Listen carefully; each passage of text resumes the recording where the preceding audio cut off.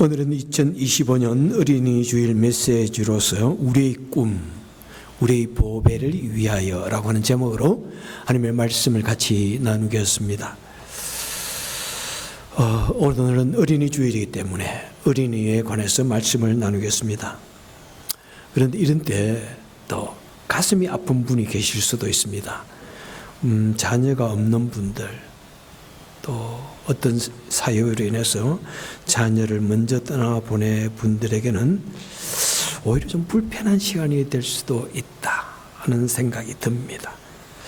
그리고 또 본인과 관계가 없다고 생각할 수 있는데 우리 그런 분들에게 미리 양해의 말씀을 드립니다. 하지만 어린이는 어떤 특정한 한 사람의 자녀가 아닙니다.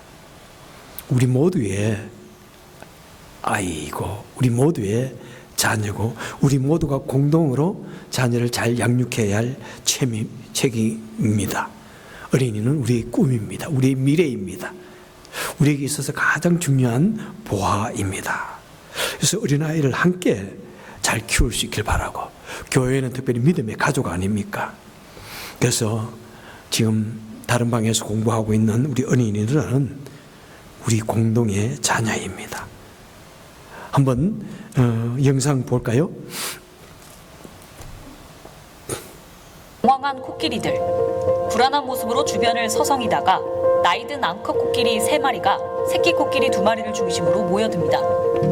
그러더니 엉덩이는 안쪽으로, 머리는 바깥쪽으로 두고 원을 그리듯 서서 주변을 경계하는 행동을 유지합니다. 이 영상은 미국 샌디에이고 동물원이 14일 공개한 CCTV 영상인데요. 당시 미국 캘리포니아 남부 지역에는 규모 5.2 지진이 발생했습니다. 코끼리들이 본능적으로 위험을 직감하고 보인 이 행동은 경계원이라고 불리는데요. 지능이 높고 사회성이 뛰어난 동물로 알려진 코끼리가 위험 상황에서 새끼를 먼저 보호하기 위해 보인 일종의 방어 행동인 셈입니다. 참, 그죠? 동물도 그러지 않습니까? 뿐만 아니라 물소 또는 얼룩말들도 보니까 사자가 또는 동물이 공격해 올 때 자기 새끼를 가운데 딱 보호하고 있는 그런 모습들. 우리는 그 동물보다도 얼마나 더 지능이 뛰어나고 사회성이 발달했습니까? 어린아이들은 우리 모두가 다 같이 보호하고 인도하고 양육해야 할 책임이 있습니다. 어떤 분은 말씀하더라고요. 한국에 더 이상 아주머니, 아저씨가 없다. 때로는 아주머니 그러면은 비하할 때 쓰는 말도 있지만 여기서 매우 좋은 의미에서 말하고 있습니다. 우리 어릴 때 우리 동네에 아이들이 나쁜 짓을 하고 못된 장난을 하면은 그 아이가 내 자녀이든 관계없이 그 동네에 있는 모든 어른들이 다 야단을 칩니다. 얘야, 이러면 안 돼. 그렇게 하는 것은 나쁜 것이야. 그래서 아이들이 어른들 눈치를 보면서 나쁜 짓 잘 하지 않았습니다. 그런데 요즘엔 그렇지 않는다는 거예요. 아이들에게 그런 말을 했다가는 오히려 아이들로부터 보복을 당할 수 있고 오히려 법적인 문제에 말릴 수가 있다고 아이들을 야단치지 않으니까 요즘 아이들이 어른을 무서워하지 아니하고 오히려 대낮에 대로에서 나쁜 짓을 과감하게 한다, 그런 내용도 있습니다. 그래서 경계원, 엘러트 서클, 여러분 우리 모두가 다 우리 아이들에게 하나의 월이 되어줘야 합니다. 우리 아이들을 감싸고 보호해주는 그런 월. 예. 여러분 참 우리 이제 인생들 여러분 많이들 살아오셨는데 참 여러분 인생을 살아볼 때 얼마나 참 가장 중요한 것이 무엇이라고 생각됩니까? 오늘은 이 좀 자녀 교육에 대해서 우리 일반적인 이야기들을 좀 해볼까 합니다. 오늘은 성경을 하나하나 찾아가지고 해석하기보다는 저도 상당히 인생을 살아와가지고 돌아보니까 참 남는 것이 별로 한 것이 없는 것 같아. 나이 먹은 것이 너무나 부끄러운 것 같아. 그런데 아이들, 자녀들 둘 낳은 것은 그래도 내가 이 세상에 와서 내가 살아왔던 흔적이고 잘한 것 중에 그래도 하나다, 이런 생각이 들 때가 있습니다. 우리 사람에게 있어서 가장 중요한 사명은 무엇입니까? 창세기 1장 21절에서 너희는 생육하고 번성하여 땅에 충만하라. 하나님께서 우리 인생들을 향하여 축복하여 주시고 주신 사명입니다. 너희는 땅에 번성하고 충만하라. 우리가 이 땅에 살아가면서 후손을 퍼뜨리고 또 그들을 미래의 일꾼으로 세우는 것은 우리 인생에 있어서 가장 중요한, 정말 이거는 가장이라고 말해도 조금 더 잘못된 표현이 아닙니다. 가장 중요한 사명이고 우리가 해야 할 일이라고 생각합니다. 그런데 요즘에는 세월이 많이 변해가지고 또 그렇지 않은 면들이 있는 것을 보면서 야, 우리 대한민국이 몇 년도에는 없어질 수 있다, 이런 식으로 우리 출산율이 자꾸 낮아져서는 없어질 수 있다는 그런 두려움도 있는데 저는 우리 한국 국민을 믿습니다. 또 그러면은 또 영어 3명, 4명 낳자 그러면 또 우리 한국 국민들은 열심히 아이를 낳아서 또 번성할 수 있으라 저는 생각합니다. 나이가 드니까 좀 아쉬웠던 것 중에 하나가 자녀 교육을 좀 이랬으면 좋았겠다는 생각도 좀 아쉬움이 있습니다. 사실 전에도 설교를 드렸지만은 저희들 세대는 낀 세대인 것 같아요. 옛날에 매우 엄격했던 그런 부모 세대를 보며 우리는 자랐고, 그리고 내 후세대는 완전히 신세대적인 삶을 살아가지고 우리 세대의 부모들은 시부모 노릇하기 힘드는 그런 세대. 그래서 우리가 또 자랄 때는 우리가 어렸을 때 당했던 그 자녀 교육을 가지고 우리 자녀를 엄격하게 했는데 지금은 참 그렇지 않았으면 좋았겠다는 생각을 많이 해요. 좀 더 자유롭게, 좀 더 사랑을 더 흠뻑 줄 걸, 이런 아쉬움이 있어요. 저번에도 우리 아이들하고 모여서 있는데 우리 아이들이 우리 아빠 우리를 어뷰스했을 때 우리를 매를 가지고 많이 때렸어 이러더라고. 그래서 내가 너 할 말이 없어가지고 미안해가지고 내가 어뷰스한 거 아니야, 그 사랑의 매야 막 내가 이렇게 그랬는데 그죠? 참 내가 그렇게 안 했으면 좋겠다는 생각도 없잖아요. 그리고 또 한 가지 더 아쉬운 점은 아이들을 한 4명 낳을 걸 그랬다 걸 생각이 지금도 아쉬워요. 우리 아내한테 우리 아내가 너무 반대해가지고 제가 2명만 낳았는데 그래도 하나님께서 딸 하나 아들 하나 주셔가지고 아들 키우는 재미도 보고 딸 키우는 재미도 보는데 둘 다 참 키우는 재미가 상당히 달랐습니다. 그런데 아직도 아쉬운 것은 4명 정도 낳았으면 얼마나 좋을까. 그 속에서 미국의 대통령도 나올 수 있고 그 속에서 정말 효심이 강한 그런 아이도 낳을 수 있고 그 속에서 정말로 이 세계에 공헌할 수 있는 총명한 아이도 낳을 수 있고, 이런 생각을 하면 조금 아쉬운 면도 있습니다. 그리고 또 이제 나이가 들어가니까 정말 이 인생이 life goes on, 내 후손을 통해서 또 자녀가 태어난다는 걸 생각하면 너무 그것이 기대되는 것 같아요.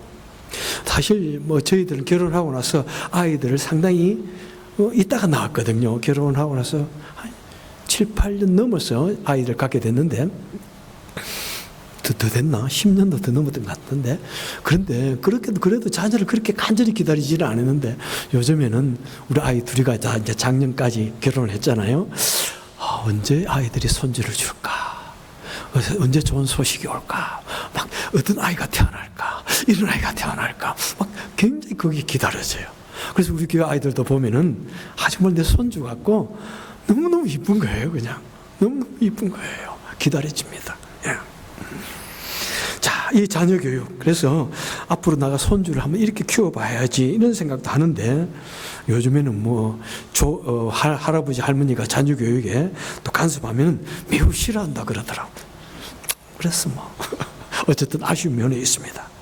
자, 여러분, 자녀 교육 어떻게 해야 될까요? 어떻게 하는 것이 옳은 것일까요?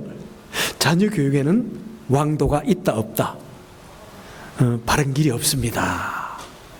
왕도가 없습니다. 아무리 부모가 자녀 교육을 잘 시킨다고 할지라도 자녀가 부모 교육대로 되는 것은 아닌 것 같아요. 물론 성경에도 보면 다윗 왕 보십시오. 얼마나 훌륭한 왕입니까? 예수 그리스도를 닮은 그런 왕이고 이스라엘의 성군입니다. 그래서 이스라엘이 어려움이 있을 때마다 우리에게 다윗과 같은 왕을 보내주십시오 이렇게 기도한 왕인데 자녀 교육에는 실패했습니다. 철저히 실패했어요. 왕자들의 난이 일어나가지고 서로 죽이고 아들들이 또 아버지를 반란을 일으켜가지고 반역을 도매가지고 왕의 자리에 쫓겨나는 그런 어려움을 당했습니다. 뿐만 아니라 사무엘 선지자다 보십시오. 얼마나 훌륭한 선지자입니까? 그런데 자식 교육은 실패했어요. 사무엘의 아들들이 백성들 앞에서 조금도 본이 못 되어가지고 사무엘 아들 물러가라. 이스라엘 백성들이 데모하는 바람에 이스라엘의 왕의 제도가 탄생했습니다. 반면에 사울 왕은 실패한 왕으로 보이지 않습니까? 그죠? 그런데 사울 왕의 아들 요나단은 너무나 훌륭한 아들이에요. 아버지가 아들을 교육을 위해서 그렇게 헌신적으로 한 것은 아무것도 성경에 나오지 않는데 이 아들은 너무나 훌륭한 아들이에요. 그런데 참 아버지는 훌륭하지 못해도 아들은 훌륭했는데 누가 도대체 어떤 것이 아들을 교육을 잘했다고 말할 수 있나요? 종종 나는 아이를 이렇게 양육했다. 그런 이야기들 뉴스에도 나오고 책도 있지 않습니까? 그런 것을 읽을 때마다 저도 누구든지 그렇게 못 키우겠어요. 그런데 사실은 그 아이의 본성적으로 매우 착하고 부모 말을 잘 듣는데 거기에 약간 부모님이 약간 도움을 준 것은 확실한 면이 있겠죠. 그죠? 그런데 다는 아니라고요. 정말이에요. 어릴 때부터 자녀들 말 안 듣는 애는 아무리 바르게 말해도 말 안 들을 가능성도 있고, 그죠? 말 잘 듣는 애는 내가 말 안 해도 훌륭한 사람이 되어지는 세상에서 유명한 위인들 중에 보면은 어려운 가정에서 버려지다시피 한 자녀들이 얼마나 훌륭하게 된 사람들이 많습니까? 그럼에도 불구하고 우리는 자녀 교육에 대해서 어떻게 자녀를 바르게 양육할 것인가 연구하고 고민하고 노력해야 하는 것입니다. 특별히 어릴 때 왜 우리가 교육을 시켜야 합니까? 어릴 때 자녀 교육이 매우 중요하기 때문입니다. 한국 속담에 3살적 버릇이 몇 살까지 간다고요? 80까지 간다. 80까지 간다. 120살까지 갈 거예요, 이제. 예. 그러니까 이 어릴 때 좋은 버릇을 들여주고 좋은 성품으로 만들어 주어야 합니다. 그 책임이 우리 부모에게 있습니다. 예. 성경도 그렇게 말씀해요. 잠언서 22장에 보니까 마땅히 행할 바를 아이들에게 가르치라. 그래야면 늙어도 그것을 떠나지 아니하리라. 그래서 어릴 때 가르쳐야 됩니다. 특별히 국민학교, 그죠? 다 중학교까지 열심히 아이들을 정말 가르치고 또 가르쳐야 됩니다. 그 이상은 사실은 힘들어요, 여러분.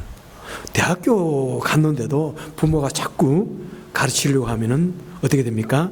부모와 자녀가 이제 원수가 됩니다. 거리가 점점 멀어집니다. 그러니까 적어도 국민학교 아니라 요즘에는 참 초등학교까지는 열심히 자녀를 가르치고 또 가르쳐야 됩니다. 무엇을 위해서? 이 아이의 바른 인격을 위해서. 여러분 자녀를 낳아보면은요, 어릴 때부터 그 인격이 달라요. 어떤 아이는 어릴 때부터 잘 웃고 그냥 성격도 온유하고 막 그런데 어릴 때부터 어떤 아이는 화도 잘 내고 성격도 대단한 아이가 있어요. 어떻게 해야 될까요? 그럼에도 불구하고 이 아이가 정말 원만한 인격을 가질 수 있도록 계속해서 노력을 해야 됩니다. 그래서 아이가 막 웃으려고 울고 막 화를 내고 그러면은 아이를 안고 막 흔들어가지고 꾹꾹꾹 이래가지고 아이를 웃게 만들어야 돼. 화를 내려고 그러면 자꾸 웃게 만들어야 돼. 울려고 그러면 자꾸 웃게 만들어야 돼요. 그래서 부모들이 막 그때는 코미디언이 되어야 되는 거예요. 아이들 앞에서 자꾸 웃게 만들고. 아이가 조금 나이가 들어서 화가 났을 때 그런 것을 예사로 넘어가면 안 돼요. 왜 네가 화가 났느니 물어보고, 화를 내는 것은 못난 사람이 하는 것이다. 화를 내므로써 네가 오히려 이 세상에서 어려움을 당할 수 있다. 계속해서 아이의 인격에 대해서 화를 내는 사람은 바보다. 가르쳐줘야 돼요. 어릴 때부터 또 이런 거 베푸는 것을 자꾸 가르쳐야 돼요. 그것이 자꾸 버릇이 되면은 나의 인격이 되는 거예요. 그죠? 그 다음에 습관화시켜야 됩니다. 야, 참, 여러분, 나이가 들어서 뭔가 시켜보려고 하세요.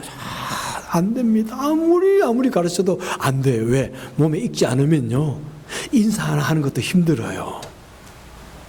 인사를 어릴 때부터 막 가르쳐야 되는 거예요. 아까 가르치고 또 가르치고, 인사 또 가르치고 또 가르치고. 그래서 아이가 자동으로 어른을 보면 그냥 인사할 수 있도록 만들어야 돼요. 인사 잘하는 아이가 이 사회생활에서 절반은 성공한 거라고 말씀했죠. 예의도 가르쳐야 돼요. 어른이 오면은, 얘야, 소파에서 일어나서 아빠 지금 일하다 돌아오셨다 가서 안아드려라, 인사해라. 아버지가 회사에서 돌아와 피곤한 몸을 가지고 돌아오는데 아이는 툭 들어 누워가지고 텔레비를 보고 있는데 부모가 가르치지 않으면요, 안 돼요. 그러면은 때로는 그때는 야단을 쳤어라도. 그래서 저희 집에는 내가 카밍홈 세리머니가 있어. 그때 내가 집에 딱 돌아가면 우리 아이들 2층에서 1층에서 막 달려오는 소리가 납니다. 쿵당당당당당당 달려와가지고 끼안고 뽀뽀하고 한바탕 이렇게 합니다. 그것을 항상 하고, 어떤 때는 아이들이 뭐 텔레비 보고 있고 게임을 한다고 안 하고 있으면은 화난 척하고 있으면서 말도 안 합니다. 그러면 아이들이 눈치 쓱 보고 와서 꺾게 안아주고, 아빠 미안해. 이렇게 버릇이 되도록 만들어야 됩니다, 여러분. 그런데 버릇이 안 된 아이를 나이가 들어가지고 인사 안 해? 뭐 그렇게 하면은 안 되는 거예요. 그러니까, 그 다음에 감사를 잘 표현하는 아이. 어릴 때 미국 아이 분들은 어떻게 해요? 캔디 하나를 주면서 아이가 그냥 탁 받으면 No, what do you say? 그러면 Thank you. 그러면 오케이. 그것을 계속 가르칩니다. 그리고 안아주면서 I love you, I love you. 아이가 아무 말도 안 하면 What do you say? 그럼 같이 I love you, I love you too. 계속해서 말하는 거예요. 어릴 때 그런 말을 안 해놓으면 나이가 들면 매우 뭐래요? 불편해요. 어색해요. 생전 말할 줄 몰라요. 그 다음에 중요한 버릇 중에 하나가 무엇이에요? 아침에 일어나는 것. 참 중요한 거예요. 어릴 때부터도 어릴 때 우리 딸아이는 빨리 일어났는데 아들은 잘 안 일어나는 거예요. 그러니까 빨리 자고 빨리 일어나게 하는 이 습관을 어릴 때부터 가르쳐줘야 돼. 새 나라의 어린이는 일찍 자고 일찍 일어납니다. 예. 이것이 버릇이 돼야 돼. 그래서 빨리 재우고 빨리 일어나는 버릇. 예. 너무 아이들 그냥 늦잠 자게 버릇이 두고 또 이 토요일, 일요일에는 그냥 늦잠 자게 하면요, 그것이 버릇이 되면 안 돼요. 그냥 금요일이든 토요일이든 무엇이든지 빨리 자고 빨리 일어나게 만들어야 돼요. 제가 이전에 목회하던 곳에서는 어른이 되어도 그 버릇을 못 고치니까 결국에는 직장에 들어갈 때마다 계속 지각하고 늦고 가고 그러다가 결국에는 잘리는 것도 봤어요. 예. 이 어른이 되었어도 그것이 몸에 안 배어 있으면요, 아침에 일어나는 것이 죽기보다 싫은 거예요, 여러분. 정말. 그리고 여러 가지 대화도 가르쳐야 됩니다. 요즘 아이들은 전부 다 뭐 스마트폰에 정신을 다 쏟고 있잖아요. 그럴 때 말하세요. 사람과 이야기할 때는 스마트폰 가지고 놀지 말아라. 사람하고 이야기할 때는 얼굴을 바라보아라. 눈을 마주쳐라. 가르쳐야 돼요, 여러분. 안 가르치시면요, 그렇게 못해. 아이들 안 해요. 그리고 뭐예요? 사람이 말할 때는 반응을 해줘라. Oh yeah, oh yes, so what? 여러분, 인간관계에서 이것이 얼마나 중요한 겁니까? 그런데 요즘 아이들 보세요. 절대로 얼굴을 쳐다보지 않습니다. 그 다음에 말도 완전하게 말하지 않습니다. 밥. 그냥 여러분, 밥 주세요가 아니에요. 밥. 풀 센텐스로 말할 것을 가르쳐야 돼요. 완벽한 문장을 가지고 어머니, 엄마, 아빠, 누구야 이름을 부르고 말은 이렇게 주어 동사를 가지고 이렇게 이 말을 해라. 가르쳐야 돼요. 지금은 모든 것이 다 단축화되어 가지고 요즘 젊은이들하고 카톡을 한다든지 이야기할 때 무슨 말인지 못 알아들을 수 있어요. 그냥 중간중간 단어만 해가지고.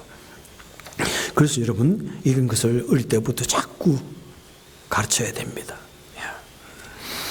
그리고 가정에서 중요한 것은 집안에 누가 부모고 누가 자식이고, 부모의 역할은 무엇이고 자녀의 역할은 무엇인지를 가르쳐야 됩니다. 우리 집안에 남자가 누구인지, 대주가 누구인지, Who is the man of this house? 가르쳐야 돼요. 네가 이 지붕 아래에서 나와 같이 사는 동안은 내 말을 들어야 된다. 가르쳐야 돼요. You live under this roof, you gotta listen to me. Because I am the man of the house. God endorsed the authority to teach you, to take care of you. 하나님께서 나에게 너희들을 잘 가르칠 수 있도록 이 권위를 주셨다. 네가 독립해서 나가기까지 내 말을 따라야 된다. 딱 그것을 해주셔야 돼요.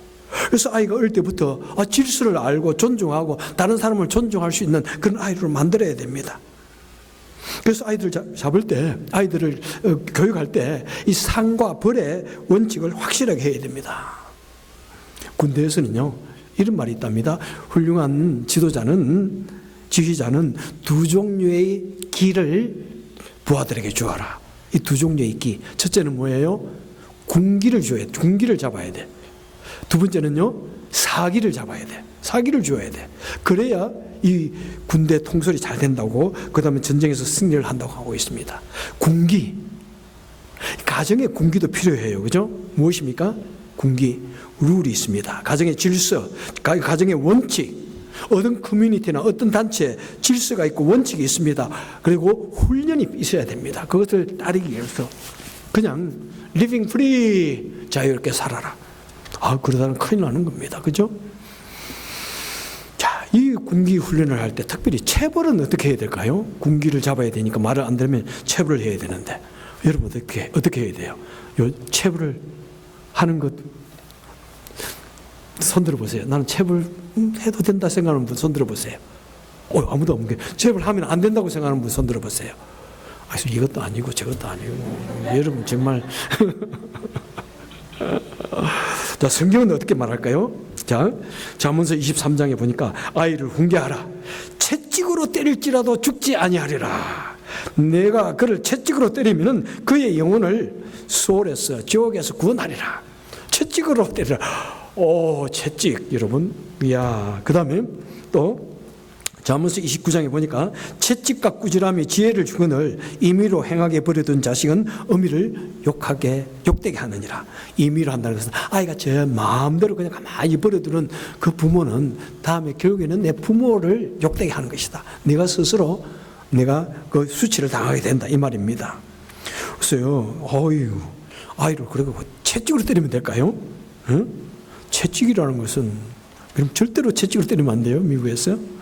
절대로 안 돼요, 그거는. 이것은 그 당시의 세계관이에요, 여러분. 성경이 그 당시의 세계관을 무시하지는 않아요.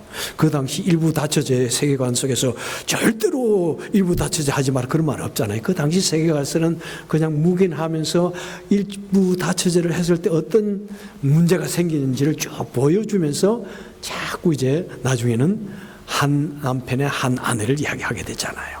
마찬가지입니다. 그 당시 세계관은 위험한 세계관이에요. 자녀들을 정말 강하게 키우지 않으면 안 되는, 정말 내가 아니면 내가 죽는 그런 세계 속에, 그런 고대 세계 속에, 언제 도둑놈이 와서 나를 죽일지 모르는 그런 세계 속에 살아가기 때문에 강하게 키워야 됩니다. 그런데 핸들은 절대로 안 돼요. 체벌 안 돼요. 체벌은 그냥 손바닥 전 거 그러면 안 돼. 또는 손바닥 이 정도로 가지고 엉덩이 탁탁 때리는 정도지 그 이상 하면 안 돼요. 왜요? 사람은 이성의 동물이기 때문에 말로 해서 안 되는 것은 체벌도 쉽지 않아요. 정말 아이가 감동하기까지 대화하고 이렇게 해야 돼요. 물론 아이들이 말 잘 들을 때 부모가 강하게 잡는 거 보면 저는 참 부러워요. 그런 거 보면 저분 참 담대하다. 아이를 잘 키우는구나. 또 자녀들이 잘 따르는 거 보면은 얘가 참 훌륭한 아이구나, 이런 생각도 들어요. 자, 구약에서는 그렇게 말했지만은 또 신약에서는 어땠습니까? 에베소서 6장 4절에 보니까 아비들아 자녀를 노엽게 하지 말고 오직 주의 교훈과 훈계로 양육하라. 그러니까 아이를 노엽게 하지 말라는 거예요. 막 해초리를 가지고 심하게 때린다든지 막 분노를 이기지 못해가지고 아이에게 하다 보면은 아이 마음속에 분노가 생긴다는 거예요. 그렇게 하지 말라. 말로서, 하나님의 말로서 진리의 말로서 또 인간의 보편적인 진리로서 가르쳐라. 골로새서 3장에서 말씀합니다. 아비들아 너희 자녀를 노엽게 하지 말지니 낙심할까 하노라. 우리 아이들을 너무 지나치게 막 그렇게 뭐 잡듯이 잡으면은 아이 마음속에 기가 죽어가지고 낙심한다는 거예요. 아이가 길을 못 펴게 된다는 거예요.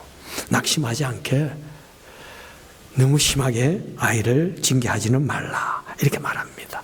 왜 그렇습니까? 어릴 때 이 경험은 우리 일생을 좌우합니다. 여러분도 그렇잖아요. 엊그제 지난주에 일은 잊어버려. 그런데 어릴 때 그 생각들은 참 잊어버리지 않을 때가 있어요. 저도 이 나이가 되었지만은 어릴 때 아버지에게 당했던 것이 때로는 상처가 될 때도 있고 그때 한 말씀이 지금도 상처가 될 때가 있고 좀 그런 것이 없지 않아 있어. 제가 속이 좁아서 그런가요? 그뿐만 아닙니다. 어릴 때 부모를 통해서 듣는 말 얼마나 중요한지 몰라요. 어린아이가 내가 어떤 존재라는 것을 아이가 자각할 수 있습니까? 몰라요. 내가 무슨 존재인지, 내가 왜 태어났는지, 내가 어떻게 살아야 되는지 가장 듣는 중요한 대상자가 부모님입니다. 부모가 너는 정말 훌륭한 아이야. 너는 이 세상을 변화시킬 훌륭한 아이야. 너는 정말 착한 아이야. 나는 너를 정말 사랑한다. 이러면은 이 아이가 그렇구나. 나는 중요한 아이구나. 우리 부모는 나를 사랑하는구나. 이렇게 알게 되는 것이죠. 그런데 야, 이 왼수야. 야, 이 썩을 놈아. 야, 이 죽을 놈아. 이러면은 나는 어릴 때부터 아, 그렇구나. 나는 이 세상에 잘못 태어난 아이구나. 나는 남에게 폐만 끼치는 아이구나. 이렇게 자라면은 그 아이들은 일생 동안 그것이 자기를 지배합니다. 그것이 나를 지배하고 나를 조종하는 거예요. 일생 동안 나를 조종합니다. 마치 퍼펫처럼 조종하게 되는 거예요. 그 어릴 때의 경험이 너무나 중요하다. 예. 그래서 어린이 사이콜로지, 정신분석학이 얼마나 중요한지 모릅니다. 그런데 여러분 분명히 알아야 됩니다. 성경은 우리 어린이를 사회적인 약자로 보고 그 다음에 우리 어른들이 잘 돌보고 인도해야 할 그런 존재로 말합니다. 어린아이들은 어떻게 자칫 잘못 어른들에게 의해서 쉽게 공격받을 수 있고 괴롭힘을 당할 수 있습니다. 참 한국에서도 그런 뉴스들이 얼마나 많은지요. 아이가 이렇게 어떤 아이들은 출생신고도 안 돼 있는 아이가 있어요. 그리고 아이가 어떤 사고로 죽었는데 아무도 알지 못해. 부모가 너무 학대해가지고 죽었는데 그 다음에 사망신고도 없어. 이런 일까지 있는 일이 그뿐만 아니라 뭐 아이들이 뭐 얼마나 학대를 당해가지고 당하는 일들이 왜 많아요. 어린이 학교에서도 있고 그렇게 뭐 나쁜 어른들이 있고 그런 일들이 계속 뭐 잊어버릴 만한 또 생기고 그렇잖아요. 그래서 우리는 정말 그런 아이들 생각하면서 절대로 폭력으로 아이를 가르치려고 하면 안 됩니다. 아이는 내가 돌보아야 할 대상이다. 자, 두 번째 기는 뭐라고요? 첫 번째는 군기, 그 다음에는 뭔기? 사기를 아이에게 높여야 됩니다. 사기를 높여줘야 돼요. 위로를 해야 됩니다. 아이가 잘못할 때마다 엄마, 부모의 역할은 무엇입니까? 아이가 낙심하지 않도록 아이가 힘들어할 때 격려해줘야 됩니다. 아이가 내가 정말 어떤 셀프 에스팀이 높아질 수 있도록 자존감을 높여줘야 됩니다. 그래서 너는 정말 잘하고 있다. 나는 이 세상에서 너를 가장 사랑한다. 나는 너를 위해서 생명도 버릴 수 있고 나는 너를 위해서 무엇을 줘도 다 아깝지 않다. 이렇게 해줘야 돼요. 나는 너를 믿는다. 너는 좋은 아이다. 이 말을 계속해서 들려줘야 됩니다. 듣는 귀, 내 귀에 그 말이 들리면은 내 컴퓨터에서는 그것을 저장하고 자신에 대한 자존감이 자상이 그려집니다. 내 마음속에 항상 남아있으면서 어떤 사건이 있을 때마다 그 생각이 팔칵 나오면서 자신을 돌아보게 됩니다. 그리고 힘든 일을 당할 때 그렇지. 이 세상에서 적어도 나를 위해서 생명을 버려줄 부모가 나는 있어. 나를 위해서 모든 걸 희생해줄 부모가 있어. 그럴 때 우리 자녀들은 잘못 나가지 않는 것입니다.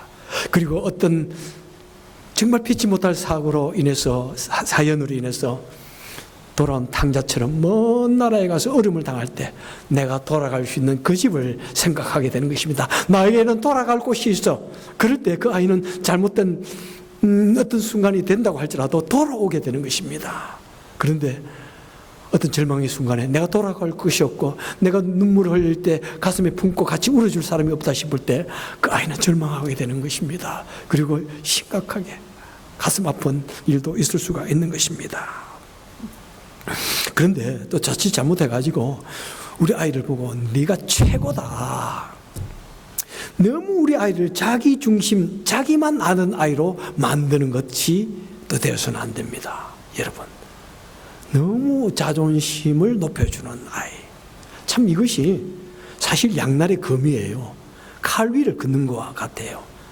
여러분, 자존심이 있어요. 그 다음에 자존감이 있어요. 자존감이 높다는 것과 교만하다는 것, 정말 어려운 문제예요. 여러분, 이것을 우리는 정말 지혜롭게 잘 이 아이를 양육할 때 정말 해야 됩니다. 자존심은 뭡니까? 영어로 하면 에고, 그 다음에 자존감은 self-esteem, 자하상이라고 볼 수 있죠.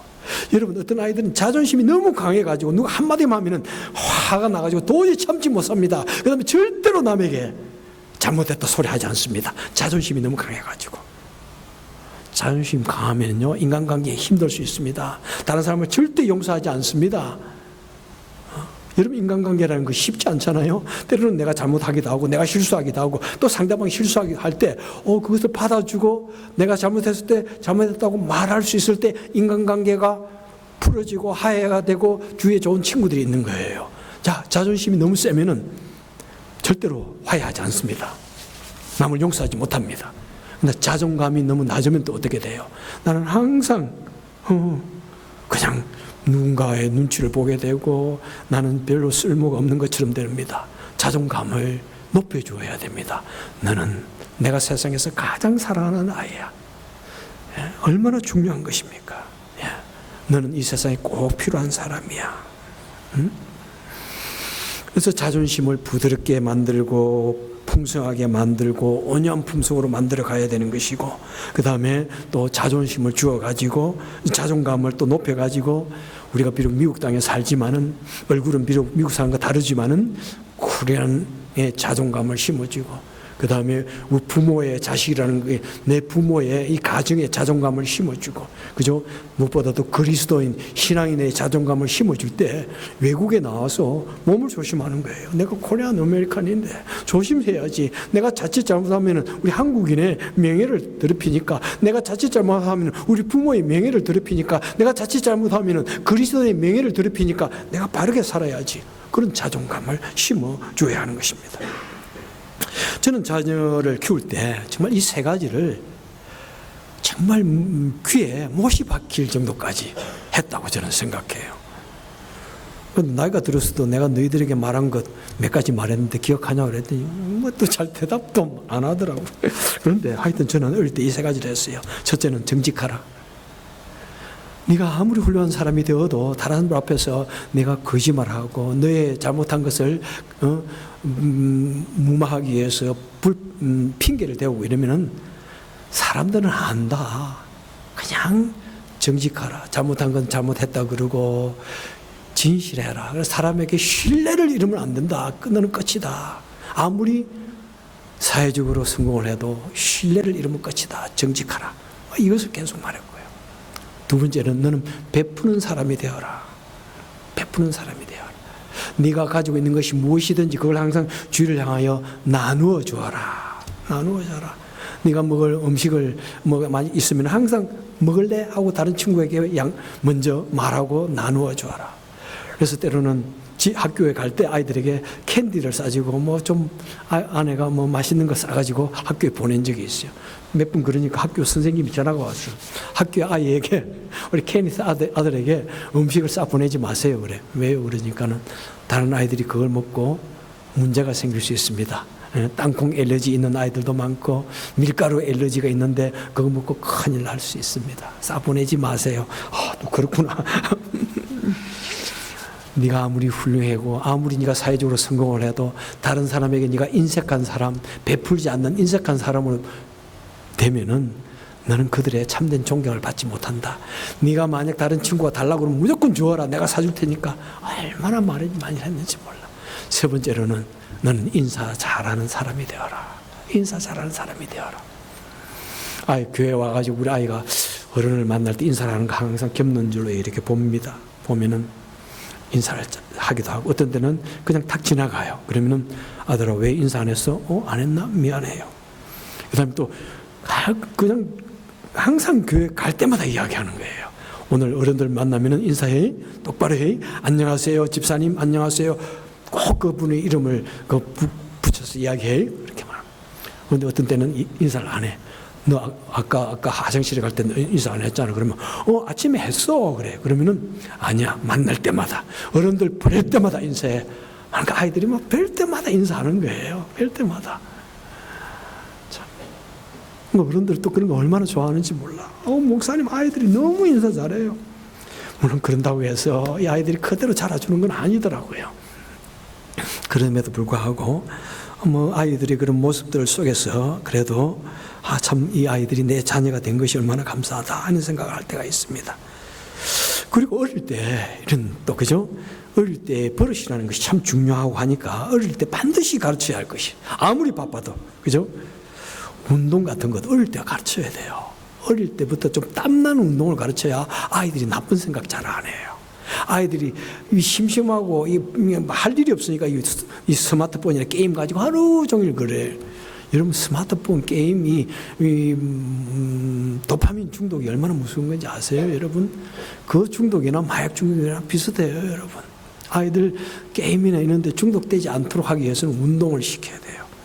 어릴 때 수영은 어릴 때 안 시켜놓으면 안 됩니다. 그럼 부모님의 책임이에요. 스케이트 이런 거 어릴 때 안 시켜놓으면 어른 돼서는 절대 배우지 못합니다. 자전거도 마찬가지 그죠? 그럼 부모님 책임이에요. 그 다음에 어릴 때 악기 같은 거 막 시켜놓으면요 악기들이 열 손가락이 다 움직이는 거잖아요. 바이올린도 이러면서 다 피아노 열 손가락 다 움직이다 보니까 두뇌 발전에 매우 도움이 되고 아이들 자아 형성에 매우 도움이 된다고 합니다. 그러니까 어릴 때 가르쳐야 돼요. 너무 어릴 때 가지고 힘들어 할 수도 있는데 어느 정도 그죠? 그것을 감당할 수 있을 때 가르치면 좋습니다. 그 다음 아이들에게 어릴 때부터 이 중독의 위험성에 대해서 매우 강조해야 됩니다. 왜 술, 담배를 멀리 해야 되는가? 그것은 중독되기 때문이다. 결국에는 그것에 중독되면은 마리아나에 중독되면은 마약을 할 수 있고 술에 중독되면 인생 끝난다. 그래서 트럼프 대통령 훌륭한 점이 절대로 술, 담배 하지 않고 어릴 때부터 가정에서 그렇게 교육을 받아 놓으니까 지금도 술, 담배 안 한다고 그러잖아요.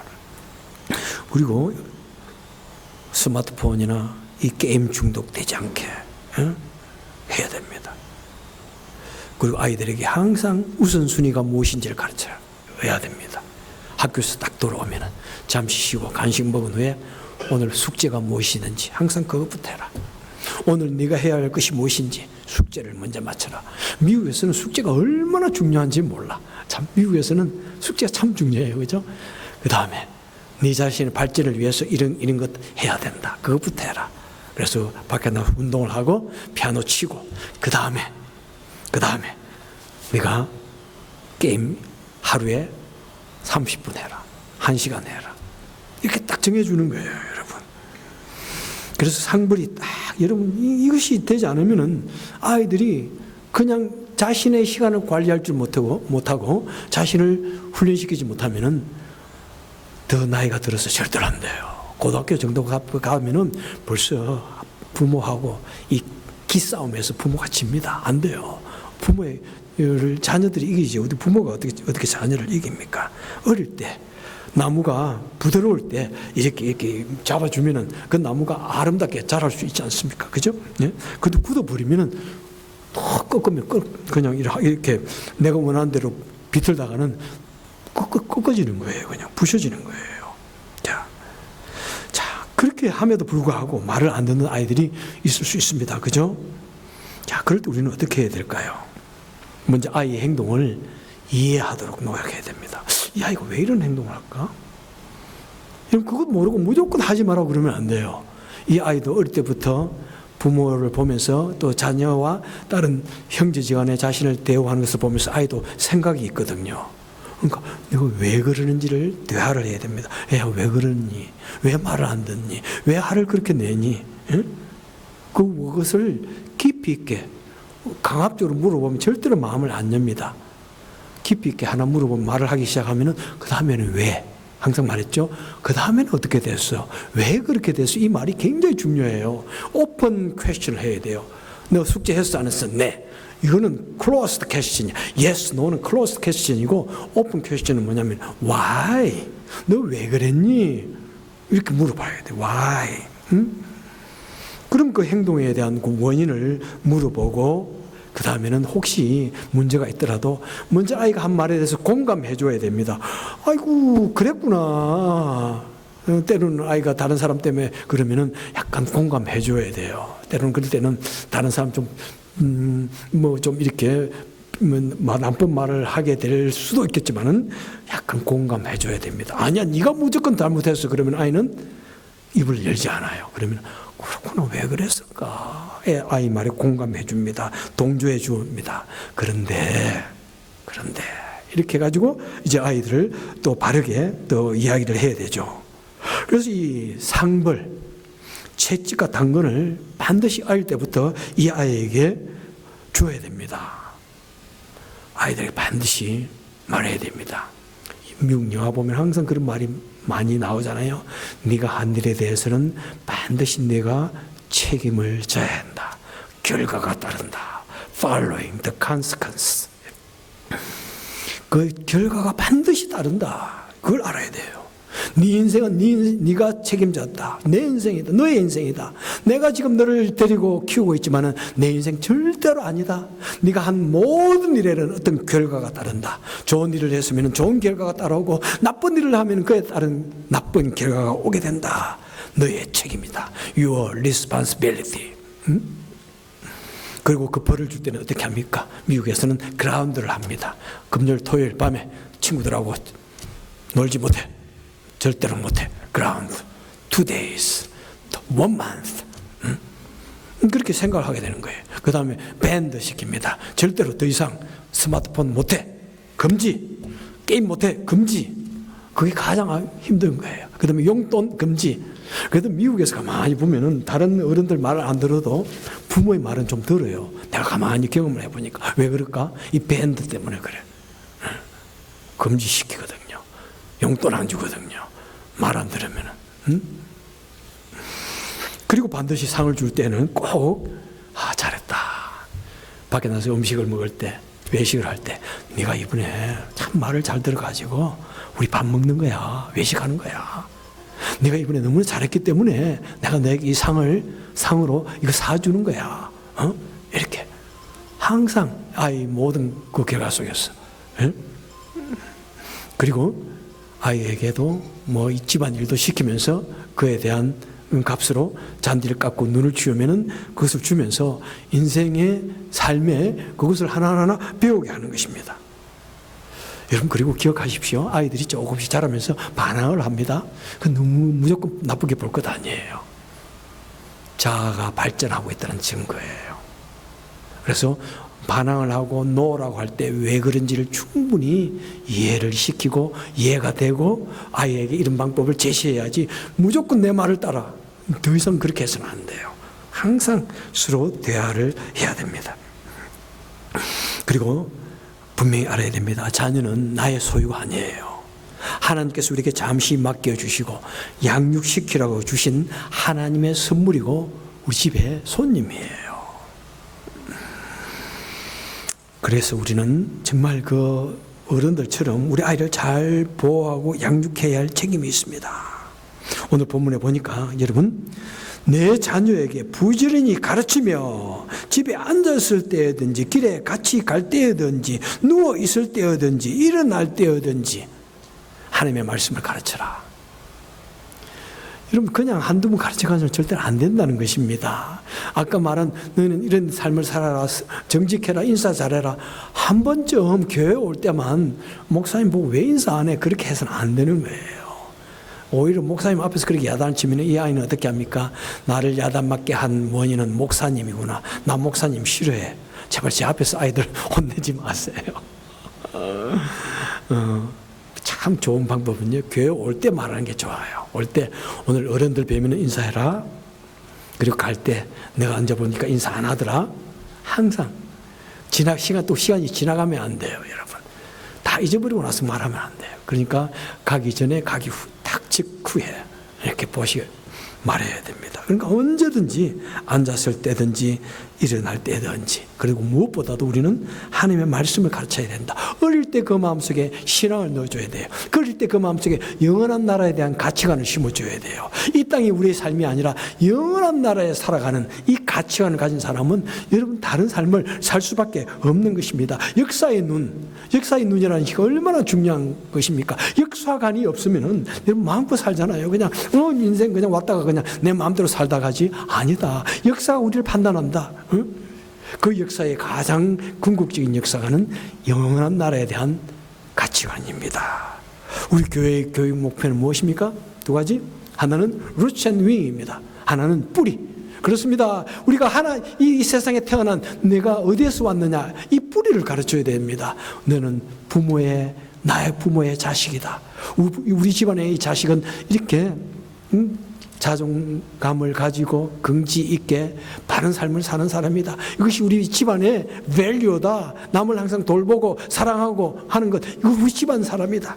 그 다음에 코리안 아메리칸, 우리 한국 사람들은 정말 남을 소중하게 여기고 우리 한국인의 이 의식을 아이들 뿌리 속에 넣어줘야 됩니다. 어릴 때부터 그것을 넣어주면요, 한국이라는 자부심을 가져가야 됩니다. 한국인이라는 이것이 그냥 부끄럽게 만들면 안 돼요. 자부심을 넣어줄 때, 내가 그렇게 살아야 되는구나. 그 다음에 크리스찬이라는 자부심, 하나님의 백성이라는 자부심, 영원한 나라의 백성이라는 자부심, 이것을 심어줘야 됩니다. 그럴 때 어떤 어려움을 당해도 그것을 담대하게 이겨낼 수가 있는 것이고, 어떤 악한 것이 또는 죄악이 우리를 유혹할 때 그것을 방어해낼 수 있는 힘이 있는 것입니다. 아이덴티티, 내가 누구인가, 아이덴티티, 어디 와서 어디로 가는가, 마지막에 그것이 어디인가, 그 다음에 날개, 윙은 무엇입니까? 내가 이 땅에 태어나서 내가 어떤 사람으로 살아갈 것인가? 온 세계를 품에 안는 그런 사람, 세상에 의해서 쓰임받는 사람, 어려운 사람을 돕는 사람, 이 사회에 공헌하는 사람, 세상을 품에 안고 날아가고 비전을 가지고 꿈을 가지고 살아가는 사람, 선교적인 삶을 살아가고 어려운 사람을 돕는 사람, 영원한 가치에 추구하는 삶을 이루기 위해서 달려가는 사람, 나 한 사람만 살기 위한 것이 아니라 모두가 더불어 살아가는 그런 사람으로 만들어가는 것.